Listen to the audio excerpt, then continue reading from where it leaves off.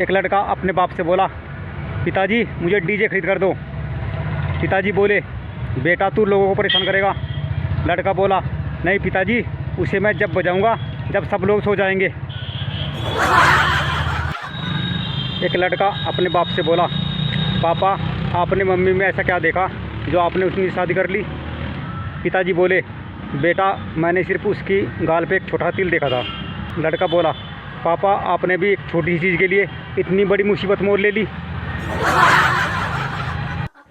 एक माँ अपने बेटे से बोली, बेटा तू बाल क्यों नहीं कटवाता। लड़का बोला, क्यों माँ क्या दिक्कत है। माँ बोली, तेरी बहन को लड़के वाले देखने आए थे और तुझे पसंद करके चले गए।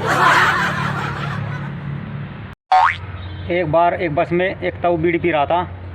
उसके बगल में ही एक औरत अपने बच्चों को लेकर बैठी हुई थी। जब ताऊ बीड़ी पी रहा था तो वह औरत बोली, ताऊ जी देखो बस में लिखा है कि गाड़ी में कोई धूम्रपान करना मना है। कुछ आगे चलने के बाद उसका एक बच्चा रोने लगा। फिर वह दूध पिलाने लगी।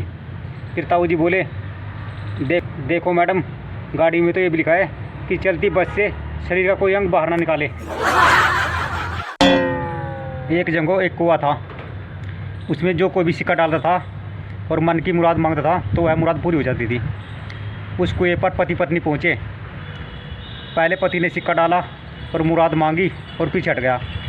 फिर पत्नी गई, पत्नी ने सिक्का डाला, उसका पैर फिसल गया और वो कुएं में गिर गई। पति ने ऊपर की तरफ देखा और बोला, हे भगवान इतनी जल्दी सुन ली। एक बच्चा स्कूल से लौट रहा था। रास्ते में नदी पड़ती थी। नदी में एक मास्टर डूब रहा था।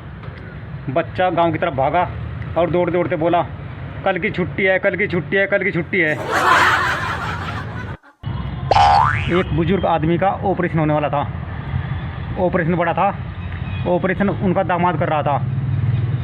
ऑपरेशन टेबल पर उसने अपने दामाद को बुलाया और कहा, बेटा मुझे विश्वास है तुम मेरा ऑपरेशन सफल होगा।